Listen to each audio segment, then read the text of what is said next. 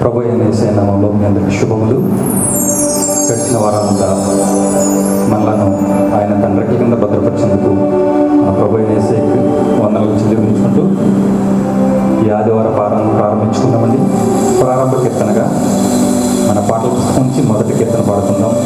శుభాకర శుద్ధాకర విశుద్ధ వందనం అనే కీర్తనతో మనమంతా ఆయన ఆరాధించుకుందాం.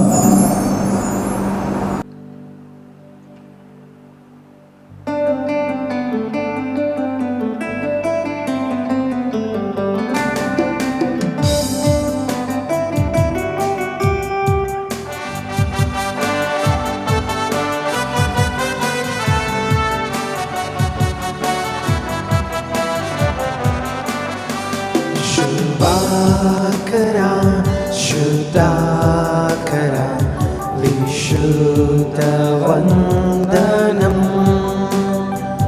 शुभाकरा शुद्धाकरा विशुद्धवन्दनं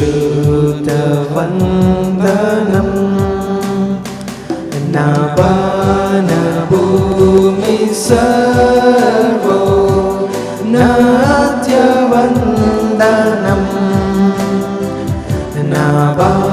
नभूमि सर्वो नात्यवन्दनं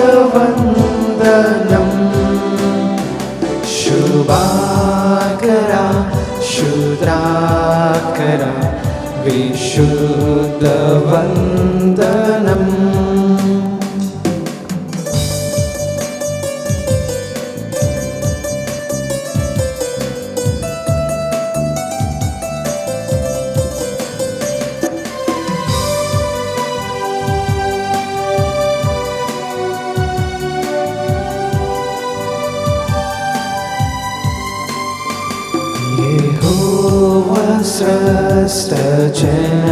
स्रष्टजनकनीकु नन्तयुब्ररोति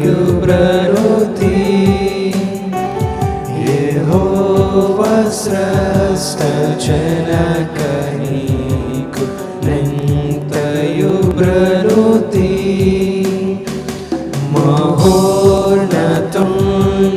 महोर्नतुण्डदेव्युड घनमहिमा संस्तुति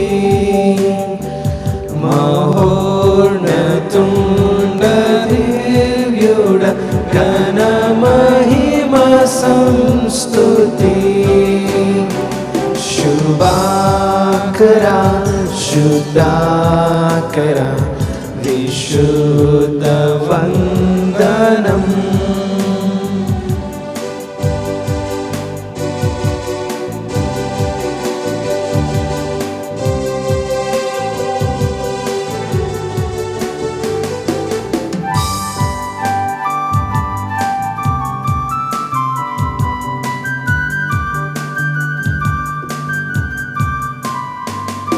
विमोचका पित्रात्मजुण्ड विजयमङ्गलम् विमोचका पित्रात्मजुण्ड विजयमङ्गलम्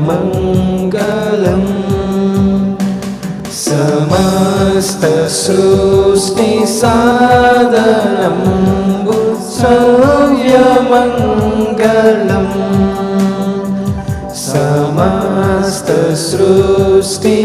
समस्तसृष्टिसाधनं सव्यमङ्गलम् शुभाकरा शुद्धाकरा विशुद्धवन्दनं शुभाकरा शुद्धाकरा विशुद्धवन्दनं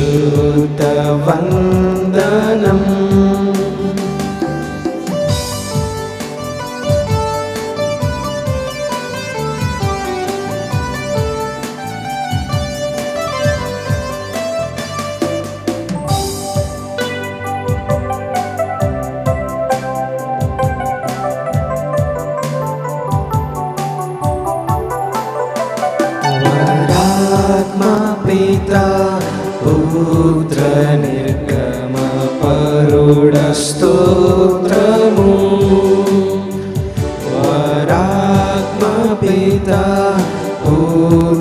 నిర్గమ పరుడ స్తోత్రము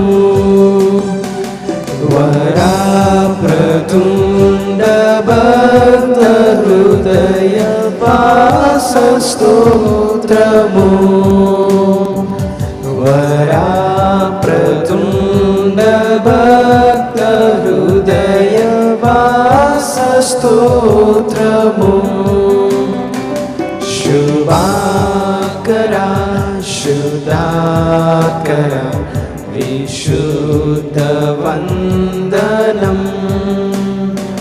శుభాకర శుద్ధాకర విశుద్ధ వందనం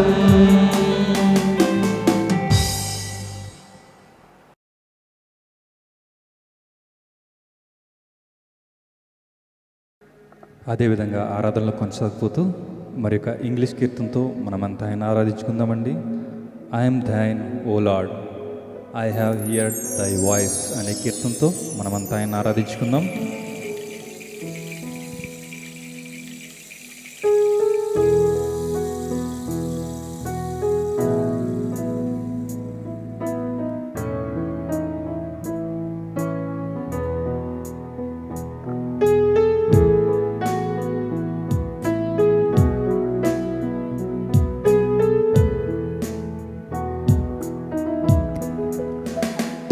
I am thine, O Lord, I have heard thy voice, and it told thy love to me. But I long to rise in the arms of faith, and be closer drawn to thee. Draw me nearer, nearer, nearer, blessed Lord, to thy cross where thou hast died. Draw me nearer, nearer, nearer, blessed Lord, to thy precious bleeding side.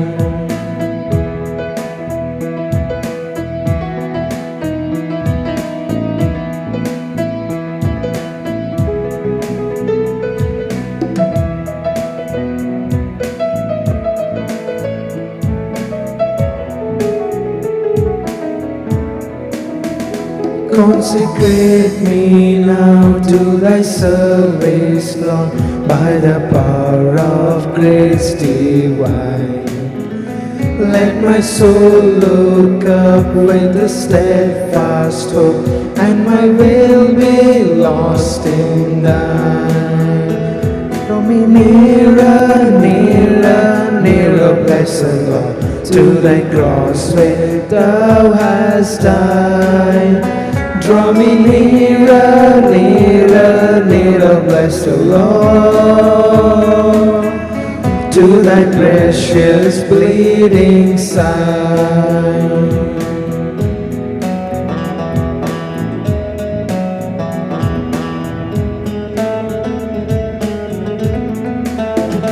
Draw me nearer, nearer, nearer, blessed Lord, to thy cross where thou hast died. Draw me nearer, nearer, nearer, blessed Lord, to thy precious bleeding side.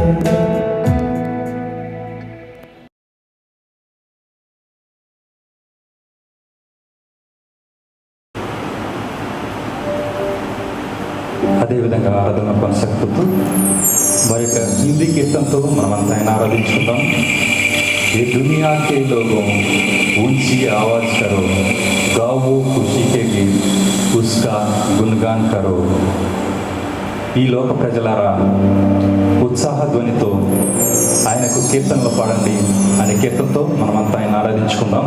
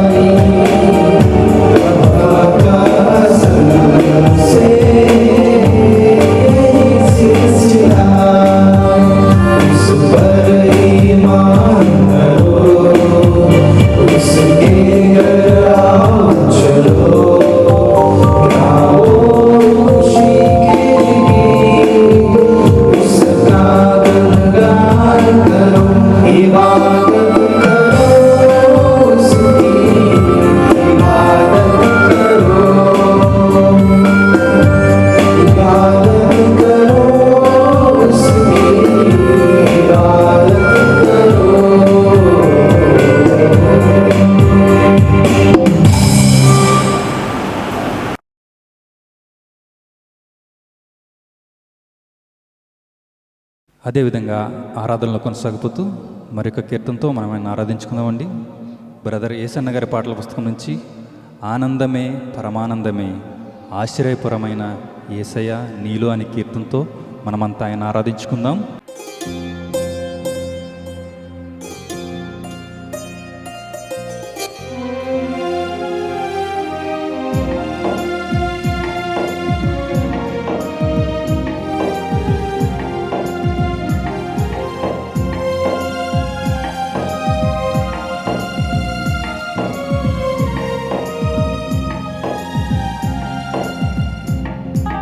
ఆనందమే పరమానందమే ఆశ్రయపురమైన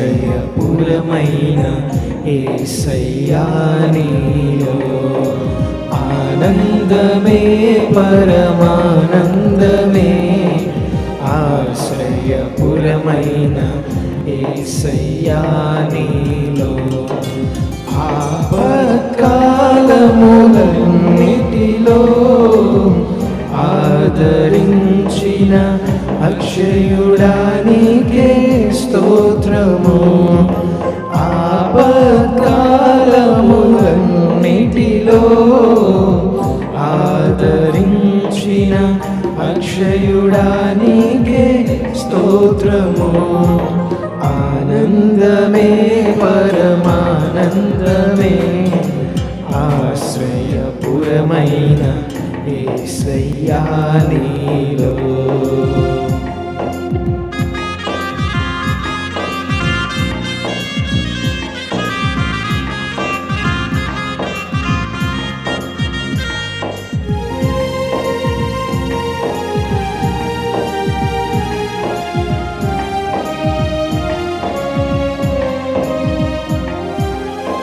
పచ్చిక గల చోట్ల పరుండ చేసితివే, జీవ జలములు త్రాగనిచ్చితివే. పచ్చిక గల చోట్ల పరుండ చేసితివే, జీవ జలములు త్రాగనిచ్చితివే. నా ప్రాణమునకు సేదదీచితివే, నీతియు శాంతియు నాకిచ్చితివే. నా ప్రాణమునకు సేదదీచితివే, నీతియు శాంతియు నాకిచ్చితివే. ఆనందమే పరమానందమే ఆశ్రయపురమైన యేసయ్యా నీలో.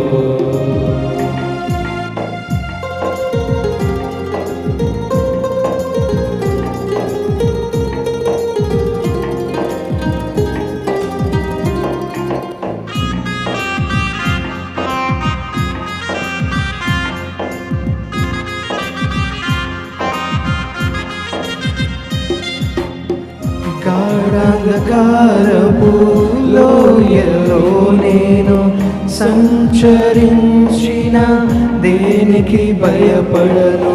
గాఢాంధకారపు లోయలో నేను సంచరించిన దేనికి భయపడను. నీ దొడ్డు కరయో నీ దండమునో అనుదినం అనుక్షణం కాపాడునే. నీ దొడ్డు కరయో నీ దండమునో అనుదినం అనుక్షణం కాపాడునే. ఆనందమే పరమానందమే ఆశ్రయపురమైన యేసయ్యా నీలో.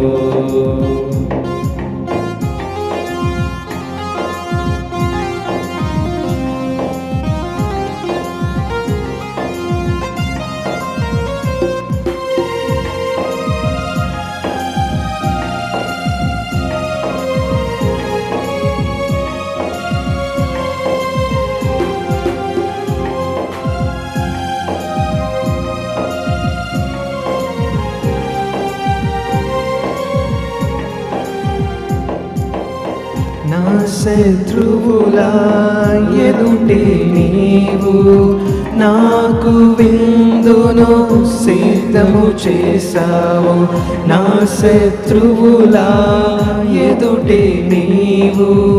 నాకు విందును సిద్ధము చేశావు, నీతో నేను నీ మందిరములో నివాసము చేసెద చిరకాలము. నీతో నేను నీ మందిరములో నివాసము చేసెద చిరకాలము. ఆనందమే పరమానందమే ఆశ్రయపురమైన యేసయ్యా నీలో. ఆపత్కాలములన్నిటిలో ఆదరించిన అక్షయుడా నీకే స్తోత్రము. ఆపత్కాలములన్నిటిలో ఆదరించిన అక్షయుడా నీకే స్తోత్రము. ఆనందమే పరమానందమే ఆశ్రయపురమైన యేసయ్యా నీలో.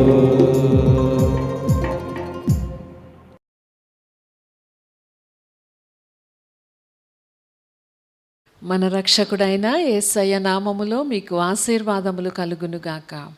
మరో ప్రభువు దినమందు మీరున్న చోటికి వచ్చి వాక్య పరిచర్య చేయడానికి కృపనిస్తున్న దేవునికి సమస్తమైన మహిమ కలుగునుగాక. గత కొన్ని వారములుగా యేసుక్రీస్తు వారు చెప్పిన ఉపమానములను ఒకదాని వెంట ఒకటి అధ్యయనం చేస్తూ కొన్ని ఆత్మీయ సత్యాలను నేర్చుకుంటూ మనము ముందుకు సాగుతూ ఉన్నాము కదా. ఈ సమయంలో మరి ఒక ఉపమానం అంది చుట్టూ జరుగుతున్న సంఘటనలను ముందుకు తీసుకుని వచ్చి పారమార్థిక సత్యం నేర్పించడం ఉపమానముల యొక్క ఉద్దేశమై ఉన్నది. ఉపమానములు జ్ఞాపకం ఉంచుకోవడానికి తేలికగా ఉంటుంది ఎవరికైనా. యేసుక్రీస్తు వారు ఆయన బోధలు వినడానికి వచ్చిన వారికి అందరికీ కూడా వారికి ఎల్లప్పుడూ జ్ఞాపకం ఉండే విధముగా ఉపదేశించడం జరిగింది. వారికి మాత్రమే కాదు, ఆనాటి నుండి ఈనాటి వరకు యేసుక్రీస్తు వారి బోధనలను వినేవాళ్ళు, అలాగే ఈ లేఖనాలను చదువుకునే వాళ్ళకి జ్ఞాపకము ఉంటూ ఉన్నాయి. యేసుక్రీస్తు వారి రాకడ వరకు ఈ విధముగానే జరుగుతుంది.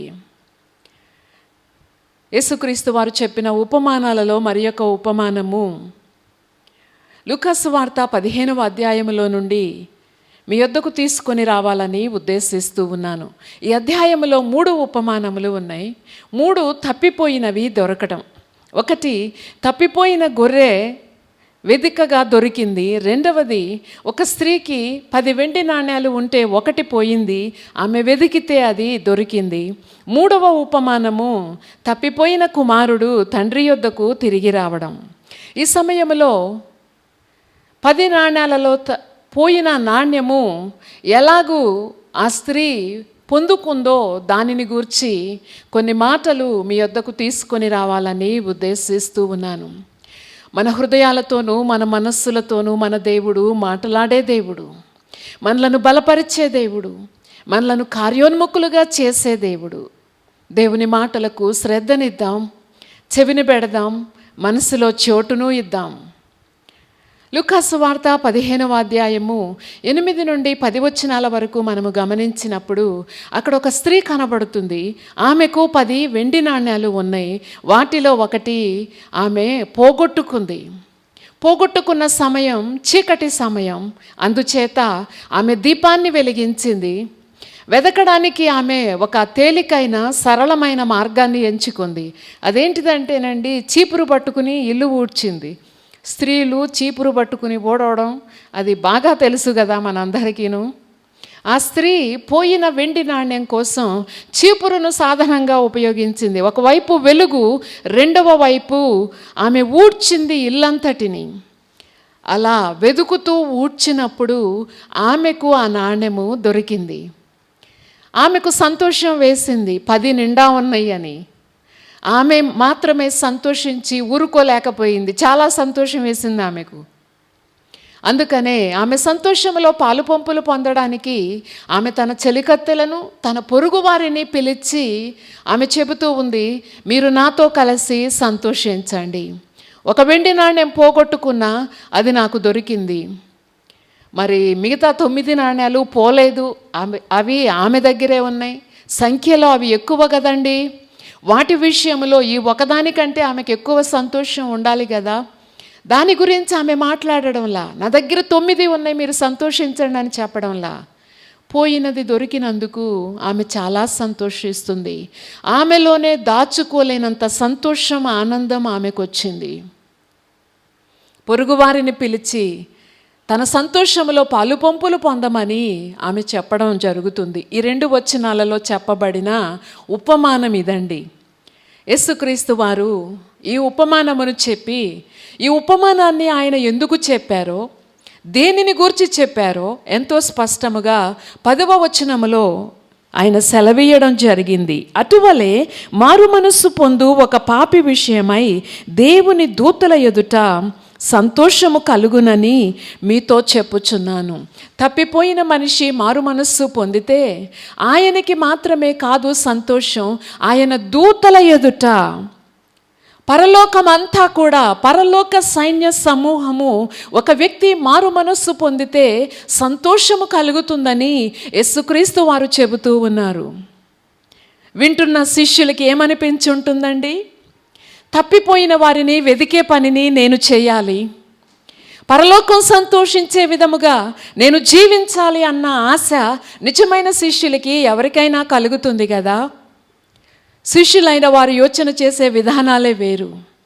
వినడానికి మాత్రమే వచ్చిన వారి యోచనలు వాళ్ళకి గ్రహింపు కలిగిందో లేదో మనకి తెలియదు, కానీ తప్పిపోయిన మనిషి మారు మనస్సు పొందితే పరలోకము సంతోషిస్తుంది అని యేసుక్రీస్తు వారు తెలియచేయడం జరిగింది.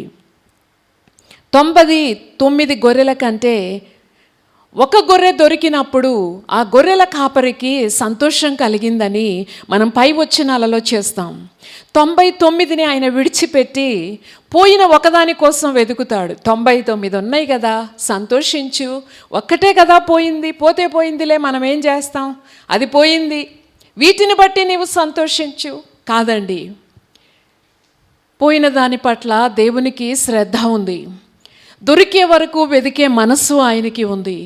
అది దొరికినప్పుడు దానిని నిష్ఠూర పెట్టడం, దానిని దండించడం కంటే దానిని ఎత్తుకొని భుజముల మీద పెట్టుకొని తన పొరుగు వారిని పిలిచి మీరు నాతో కలిసి సంతోషించండి, ఈ గొర్రె దొరికింది అంటూ ఆ గొర్రెల కాపరి చెప్పడాన్ని మనం పై వచనాలలో చూస్తాం.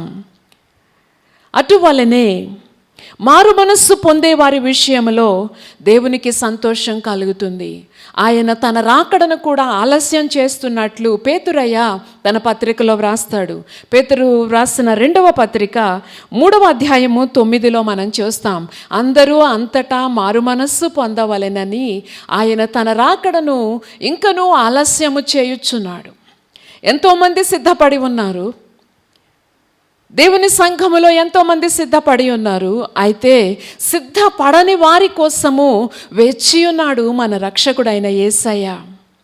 సహజముగా కుటుంబాలలోనూ జరుగుతుంది కదా, ఎప్పుడైనా కుటుంబాలుగా మనం భోజనం చేయాలని ఉద్దేశించినప్పుడు రాని ఒక్కరి కోసమైనా సరే ఆగుతాం. జరుగుతుంది ఈ విషయాలు కదండి. ఆ వ్యక్తి వచ్చిన తరువాత నీకోసమే మేము వెయిట్ చేస్తున్నాం, కలిసి భోజనం చేద్దామంటూ భోజనాలు చేస్తాం. ఎందుకు ఆలస్యంగా వచ్చామని భోజనాలను తోసేసి వెళ్ళం కదండి, సంతోషిస్తాం ఇప్పుడు మనం భోజనం చేయబోతున్నాము అని. అలాగే తప్పిపోయిన వారు మారు మనస్సు పొందితే దేవునికి సంతోషం కలుగుతుంది. దేవుని ప్రజలుగా మనము కూడా యేసయ్య శిష్యులుగా, శిష్యురాండ్రుగా వెదికే పనిని మనము చేయాలి. నిందించడం, అసహ్యపడటం వీటికంటే కూడా వెతికే పని చేయడం మంచిది. ఆయా వ్యక్తులు ఉన్నారు. పౌలయ్య చెప్తాడు కొరింథీ సంఘానికి, ఎరిగి ఎరిగి అపరాధం చేస్తూ దేవుని నామం అవమానపరచబడేలాగా ప్రయత్నిస్తూ జీవిస్తూ ఉండినట్లయితే 1 మారు గద్దించు, 2 మార్లు గద్దించు, 3 మార్లు గద్దించు, గద్దింపునకు లోబడకపోయినట్లయితే అతని నీవు అన్యుడిగా ఎంచుకో.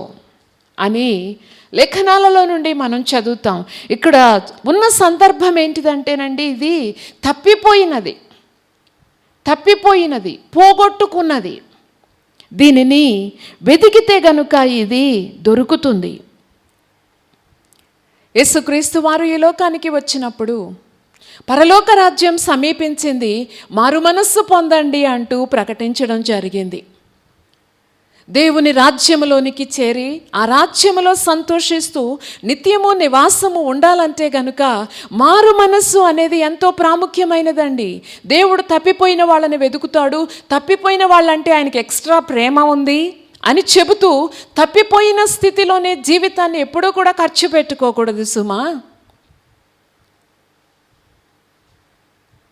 తప్పిపోయిన జీవితము మార్చబడాలి. దానినే మారు మనస్సుని మార్చుకోవడం, వేరొక మనస్సు పొందుకోవడం, దేవునిని వెంబడించే మనస్సును పొందుకోవడం, దేవుని మాటలను నమ్మే మనస్సును పొందుకోవడం. యేసయ్య ఈ లోకానికి వచ్చినప్పుడు బహిరంగ పరిచర్యలో మొదటిగా చేసిన ప్రకటన అదే, మారు మనస్సు పొందండి, పరలోక రాజ్య వారసులుగా మీరు అవ్వాలి అంటే మారు మనస్సు చాలా ముఖ్యమైనది. ఆ ప్రకటనకి ఆ కాలంలో అనేకులు స్పందించారు, మరి అనేకులు స్పందించను లేదు. అప్పటి నుండి ఇప్పటి వరకు ఈ ప్రకటనలు జరుగుతూనే ఉన్నాయి.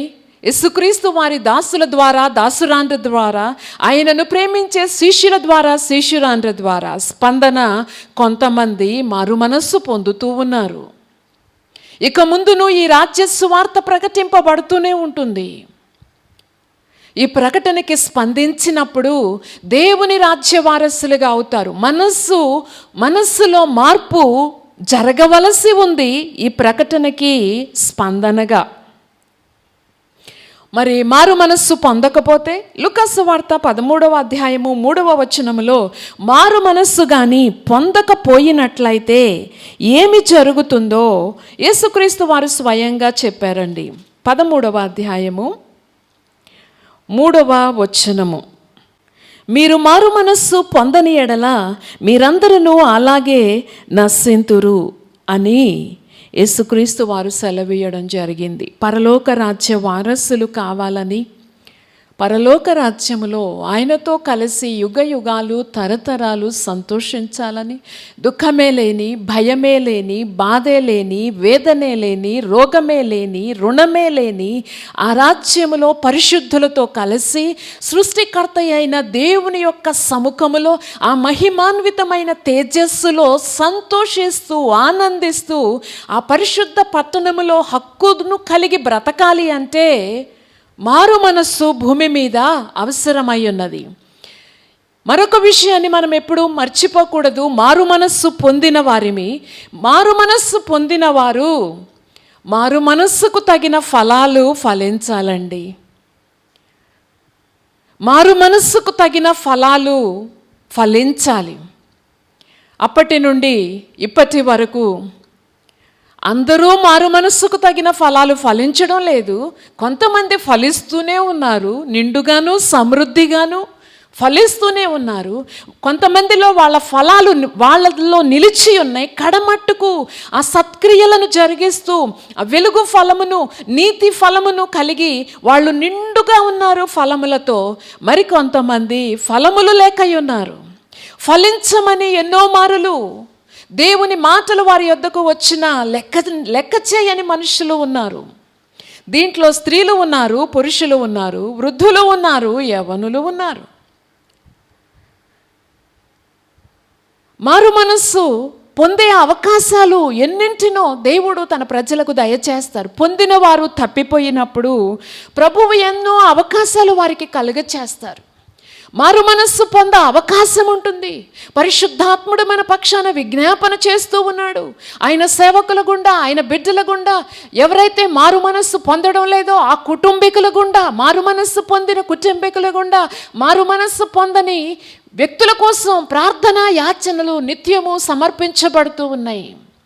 మారు మనస్సు పొందితేనే సరి అని ప్రకటన గ్రంథము 2వ అధ్యాయము 5లో మనం చూస్తాం. నీవు ఏ స్థితిలో నుండి పడితివో జ్ఞాపకము చేసుకొని నీవు మారు మనస్సు పొందితేనే సరి అని దేవుని ప్రజలైన వారికి ఎంతో స్పష్టముగా లేఖనం తెలియచేస్తుంది. దుర్వ్యసనాలకి బానిసలై దేవుడు తప్పిపోయిన వారిని ప్రేమిస్తున్నాడు. నీతిమంతులుగా ఉన్న వారి కంటే తప్పిపోయిన వాళ్ళ మీద ఆయనకి ఎక్కువ ప్రేమ ఉందండి, ఆయన మనసంతా తప్పిపోయిన వాళ్ళ మీదే ఉందండి అంటూ తప్పిపోయిన స్థితిలోనే జీవితాన్ని ఖర్చు పెట్టుకోవడం అనేది జ్ఞానయుక్తమైన సంగతి కానే కాదండి. ఆయా వ్యక్తులు మనం ఆయా సందర్భాలలో వింటూ ఉంటాం. సిలువ మీద దొంగని యేసుక్రీస్తు వారు క్షమించారు కదా, అలాగే ఆయన నన్ను కూడా క్షమిస్తాడని నేను నమ్ముతున్నానండి. అందుకనే మద్యపానం అనే బానిసత్వం నుండి బయటికి రారు, క్రీస్తుకు విరోధమైన కార్యాలు మానేయరు, శరీర సంబంధమైన క్రియలను చేస్తూ ఆయనే మనలను సంపూర్ణులుగా చేయను. దేవుని బిడ్డ ఆసక్తి కలిగి మారు మనస్సు పొందవలసిన పరిస్థితులలోనూ వేళలలోనూ ఉండగా ఇటువంటి మాటలు చెప్పుకోవడంలో ప్రయోజనం లేదు. వెలుగు బయలుపరుస్తుంది సత్యాన్ని కొంత సమయం ఆగిన తరువాత. అప్పుడు మనమేమీ చేయలేం. దేనికి ఎవరు నిర్దేశించబడ్డారో ఆ గమ్యస్థానాలకు వెళ్ళడం తప్ప మరేమీ ఉండదు. ఆసక్తి కలిగి దేవుని యందు ఒకప్పుడు విశ్వాసం ఉంచిన వారు మరు మనస్సు కలిగిన స్థితిలో ముందుకు సాగడం అనేది ఎంతో మంచి విషయం. ఇటువంటి వారికి పరిచర్య కూడా సేవకుల గుండా జరగాలి అని పౌలయ్య తిమోతికి 2వ ఉత్తరం రాసినప్పుడు చెప్పడం జరిగింది. ఆ సంగతిని మనము తిమోతికి వ్రాసిన 2వ పత్రిక 2వ అధ్యాయము 25-26 వచనాలలో చూస్తామండి. సత్య విషయమైన అనుభవ జ్ఞానము వారికి కలుగుటకై దేవుడు ఒకవేళ ఎదురాడు వారికి మారు మనస్సు దయచేయును. అందువలన సాతాను తన ఇష్టము చొప్పున చెరపట్టిన వీరు వాని యురిలో నుండి తప్పించుకొని మేలుకొందురేమో అని ప్రభువు యొక్క దాసుడు అట్టి వారిని సాత్వికముతో శిక్షించుచు జగడమాడక అందరి ఎడల సాధువుగాను బోధింప సమర్థుడుగాను కీడును సహించువాడుగాను ఉండవలెను. తప్పిపోయిన వారికి పరిచర్య చేసే క్రమములో సేవకులకు ఎదురయ్యే పరిస్థితులను గూర్చి పౌలయ్య ఎంతో స్పష్టముగా తెలియచేస్తూ ఉన్నాడు. ఒకవైపేమో తప్పిపోయారు, దేవుని మార్గములో నుండి వీళ్ళు తప్పిపోయారు. మార్గములో నుండి తప్పిపోతే వెతుకుతూ తిరుగులాడుతున్న అపవాది, గర్జించి సింహములాగా వెతుకుతూ తిరుగులాడుతున్న అపవాది తన ఇష్టము చొప్పున వీళ్లను చెరపట్టాడు. దారి తప్పిపోతే సాతాను చెరపట్టేస్తాడు. సిద్ధముగా ఉన్నాడు, వెనుక తిరుగుతూనే ఉన్నాడు. మనకున్న పరలోక రాజ్యపు ఘనతను మహిమను కొంతవరకు అపవాది ఎరిగి ఉన్నాడు. దానిలో మనము పాలుపంపులు పొందకుండానండి ఎల్లప్పుడూ అపవాది ప్రయత్నం చేస్తూనే ఉంటాడు, వెతుకుతూనే ఉంటాడు. మనము కొంచెం ట్రాక్ తప్పినా వెనుకగా వచ్చి మనలను పట్టుకుంటాడు, చెరపట్టేస్తాడు. చెరపట్టడం అంటే నేను మీకు పెద్దగా వివరించవలసిన అవసరం లేదు కదా. ఒక రాజు మరో రాజుతో యుద్ధం చేసినప్పుడు ఓడిపోయిన రాజు అలాగే ఆయన ప్రజలందరూ కూడా చెరపట్టబడతారు. గెలిచిన రాజు తనకిష్టమైనట్లుగా వాళ్ళని వాడుకుంటాడు కదా. సాతాను అలాగూ చేస్తాడు. అందుకనే దేవుని బిడ్డలు పరిశుద్ధమైన భయమును కలిగి ప్రతి ఒక్కరూ కూడా తమ సొంత రక్షణను భయముతోనూ వణుకుతోనూ కొనసాగించుకోవాలి. పునాది మీద కట్టుకుంటున్న ఇల్లులాగా జీవితాన్ని కట్టుకోవాలి. బండ మీద కట్టుకుంటున్నామో లేదో మన జీవితాన్ని మనం చూసుకోవాలి. యేసయ్య మాటల మీద మన జీవితాలు ఉన్నాయో లేదో చూసుకోవాలి. మన తలంపులు ఎలా ఉన్నాయి, మన మాటలు ఎలా ఉన్నాయి, మన క్రియలు ఎలా ఉన్నాయి, మన ప్రవర్తన ఎలా ఉంది? మనము చక్కగా కట్టబడుతూ ఉన్నామా? పరలోక రాజ్య వారసులుగా ఉన్నామా? అపవాది దుష్టుడు మన వెనక ఎంత దగ్గరికి వచ్చినా మనలను తాకలేని స్థితిలో మనము దేవుని మాటల చొప్పున జీవిస్తున్నామా లేదా? ఈ పరిశీలన అండి వారానికి ఒకసారి చేసుకునేది కాదు, నెలకు ఒకసారి చేసుకునేది కాదు. ప్రతిరోజు కూడా వాక్యం అనే అద్దములో పరిశుద్ధాత్మ దేవుని సహాయముతో, పరిశుద్ధాత్మ ఇచ్చిన కండ్లతో మనోనేత్రములు వెలిగింపబడి ఆ అద్దంలో చూసుకోవాలి. ఆత్మీయ నేత్రాలు ఉండాలి వాక్యపు వెలుగులో జీవితాన్ని చూసుకోవడానికి. భౌతికపరమైన కళ్ళతో వాక్యం అనే అద్దములో చూసుకుంటే ఎన్నో కన్ఫ్యూషన్స్ కలుగుతాయి. మారు మనస్సు పొందవలసిన స్థితిలో ఉన్నవారు నాకేమీ కొదవలేదు, నాకేమీ తక్కువ కాదు అనే చెప్పుకునే స్థితిలో ఎంతోమంది ఉండడాన్ని మనం గమనిస్తూ ఉన్నాం. దైవజనమా, ఈ మాటలు నీవు వింటున్నందుకు ప్రభువుకి నేను కృతజ్ఞతాస్తుతులను చెల్లిస్తూ ఉన్నాను. నీ జీవితం ఎలా ఉంది, నీ ఇంటి వారు ఎలా ఉన్నారు, ఒకంత వాక్యపు వెలుగులో పరిశీలన చేసుకోవాల్సిందిగా క్రీస్తునందు ఒక సహోదరిగా ప్రేమపూర్వకముగా మీకు జ్ఞాపకం చేస్తూ ఉన్నాను. అపవాది చెరపడతాడు, తన ఇష్టం వచ్చినట్లుగా చెరపడతాడు. ఈ మార్గములో నుండి వైదొలిగిన వారిని అపవాది ఏ విధంగానైనా సరే వాడుకుంటాడు. అటువంటి వారికి దైవ సేవకుడు సన్నద్ధుడై సాత్వికముతో శిక్షించాలట. ఈ మాటలు వింటున్న దైవజనమా, మీ సేవకులు వాక్య విరుద్ధమైన విధానాలలో దేవుని మాటలకు నిర్లక్ష్యము చూపిస్తూ మీరు సాగుతూ ఉండగా మీ సేవకులు మీకు గద్దించినప్పుడు, ఆజ్ఞాపించినప్పుడు అపార్థం చేసుకోబోకండి. వారు చెబుతున్న మాటలను గురించి ఆలోచించండి. వాక్యపు వెలుగులో చూడండి, నా జీవితం ఇలా ఉందా లేదా, మనోనేత్రాలను వెలిగింపబడినయా లేదా, ఈ పరిశీలన కలిగి చక్క చేసుకుంటేనండి దేవుని రాజ్యంలో మనము నిరంతరము ప్రకాశిస్తాము. ఆయన ఇచ్చే జీవ కిరీటాన్ని పొందుకుంటాం, మహిమ కిరీటాన్ని పొందుకుంటాం, నీతి కిరీటాన్ని పొందుకుంటాం. విశ్వాసమును కాపాడుకున్న వారికి దేవుడు నీతి కిరీటం ఇస్తానని చెప్పాడు. తమ పరుగును, తమ విశ్వాస జీవితాన్ని తుది శ్వాస వరకు కాపాడుకున్న వారందరికీ కూడా నీతి కిరీటం ఉంది అని పౌలయ్య ఎంతో స్పష్టముగా ఆయన వెళ్ళక ముందు చెప్పి వెళ్ళడం జరిగింది. ఈ విశ్వాస పరిమాణము చొప్పున విశ్వాస క్రమములో సాగుతున్న ఈ జీవితాలలో వచ్చిన అననుకూలతలను, ఇబ్బందులను, ఇరుకులను మనము నిర్లక్ష్యపెట్టి ముందుకు సాగడానికి కారణం ఏంటో తెలుసా అండి? మహిమాన్వితమైన భవిష్యత్తు మన కోసం మన దేవుడు సిద్ధం చేసి ఉన్నాడు. దానిని మనం నమ్ముతూ ఉన్నాం. పునాదులు కలిగిన పట్టణంలోనికి సమృద్ధి అయిన ప్రవేశాన్ని కలిగి ఉండాలని భూమి మీద ఎప్పటికప్పుడు చెల్లించాల్సిన మూల్యాన్ని చెల్లిస్తూ మనము ముందుకు సాగుతూ ఉన్నాం ఆయా విషయాలలో. వీటిని బట్టి దేవునికి సమస్త మహిమ కలుగునుగాక. సేవకుడు ఇక్కడ చెప్తూ ఉన్నాడండి, సేవకులు ఎలాగూ సేవ చేయాలి తప్పిపోయిన వారి విషయంలో. తన ఇష్టము చొప్పున చెరపట్టిన వీరు వాని ఉరిలో నుండి, వాడు వేసిన అపవాది ఉరిలో నుండి తప్పించుకొని మేలుకొందురేమో. జోగే స్థితి, నిద్రపోయే స్థితి కలుగుతుంది ఆత్మీయ జీవితంలో. మారు మనస్సు పొందే విషయంలో నిర్లక్ష్యము చేసి పోస్ట్ పోన్ చేసుకుంటా ఉంటే నిద్రపోయిన స్థితి కలుగుతుంది.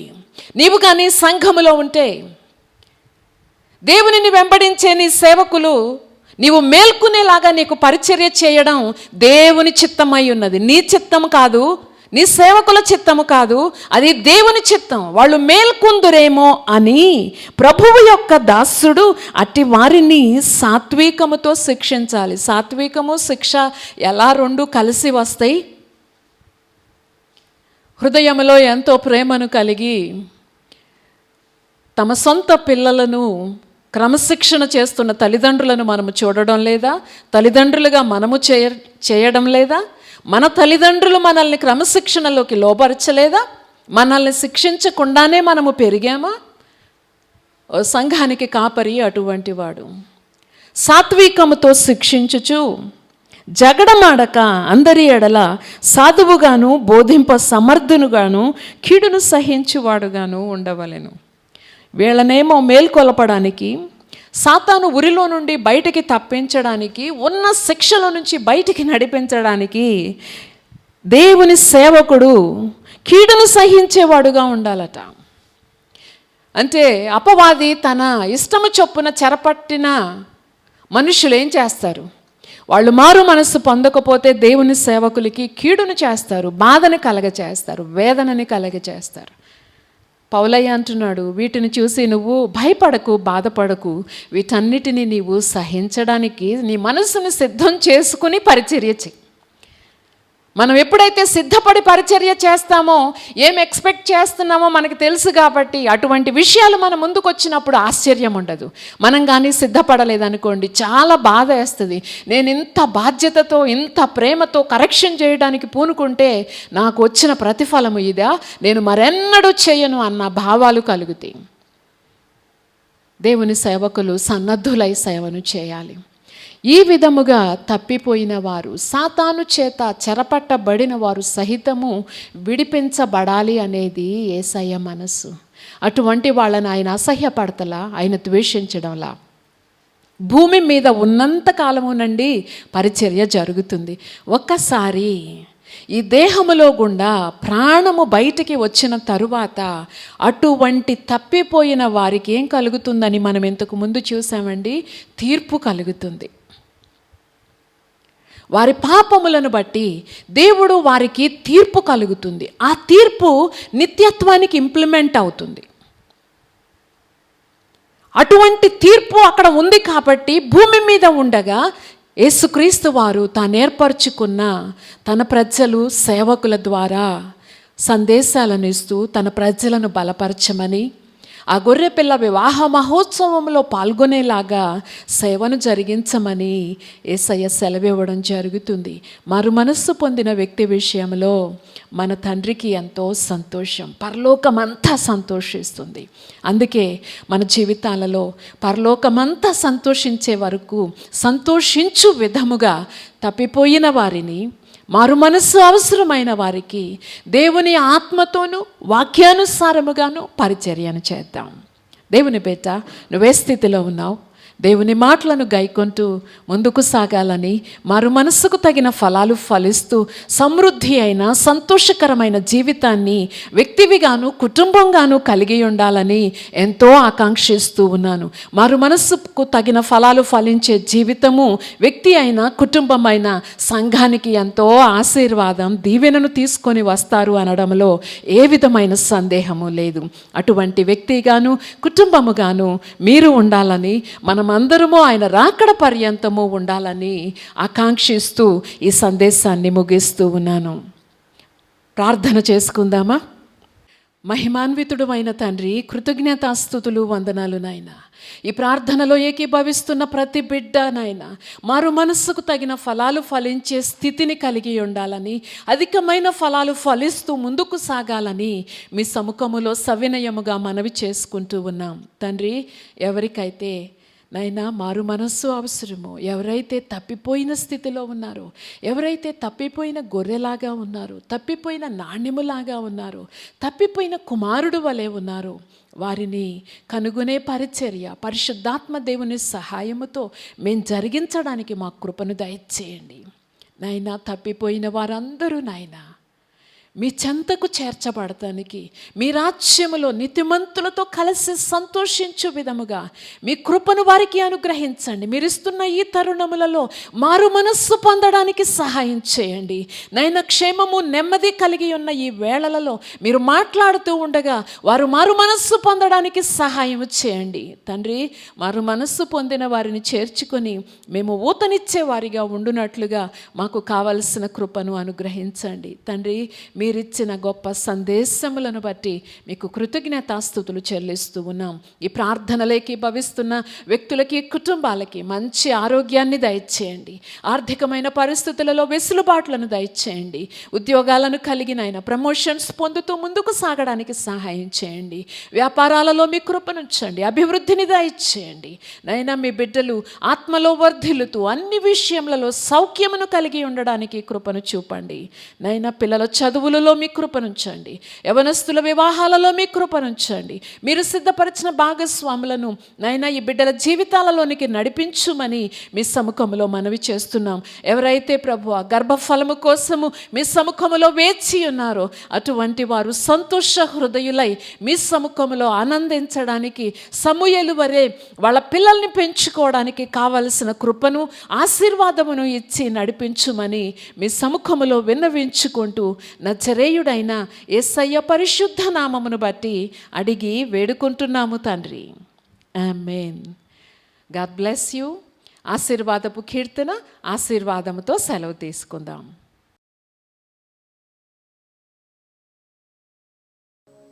ఆశీర్వదించుము దేవా, ఆదరణ నీవే ప్రభువా,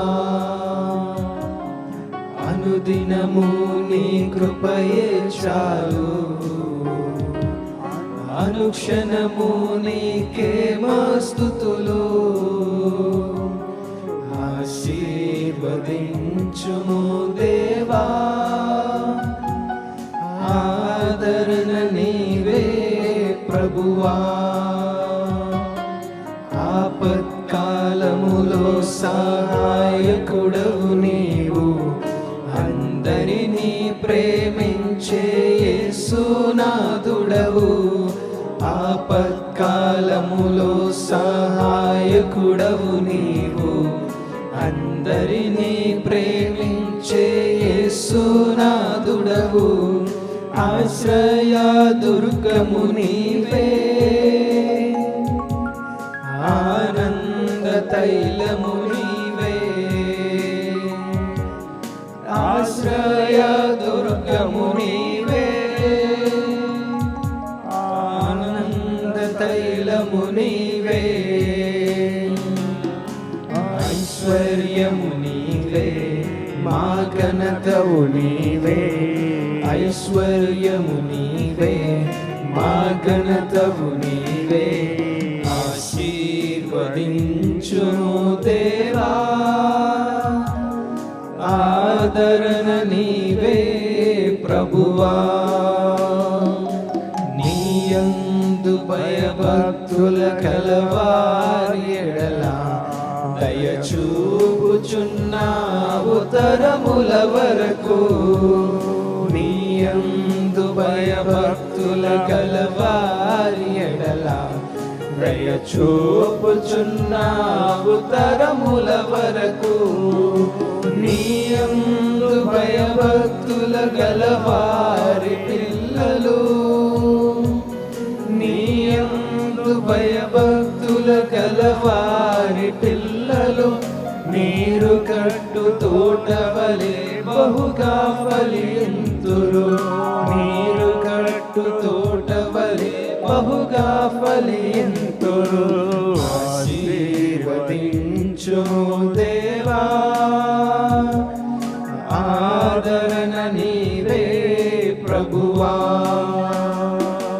తొట్టిల్లనీయవు మా పాదములను, తోడై నీడై మా త్రోవకు వెలుగై. తొట్టిల్లనీయవు మా పాదములను, తోడై నీడై మా త్రోవకు వెలుగై. కాపాడుచున్నావు కను పాపవలెను, కాపాడుచున్నావు కను పాపవలెను. కడవరకు విడువకను నడిపించెదవు, కడవరకు విడువకను నడిపించెదవు. ఆశీర్వదించుము దేవా, ఆదరణ నీవే ప్రభువా. హల్లెలూయా. ఆశీర్వాదం తీసుకుందాం. మన తండ్రి అయిన దేవుని ప్రేమ, ఆయన కుమారుడైన యేసుక్రీస్తు వారి యొక్క కృపయు, పరిశుద్ధాత్మ యొక్క అన్యోన్య సహవాసము ఇప్పుడు ఎల్లప్పుడూ కూడి ఉన్నటువంటి సంఘమునకు, అలాగే సత్యవాక్యాన్ని సరిగా అందించుతున్నటువంటి తన దాసురాలకు ఆయన కృప సదా తోడయుండి నడిపించునుగాక. ఆమేన్. మిమ్మల్ని అందరినీ దేవుడు దీవించి ఆశీర్వదించునుగాక.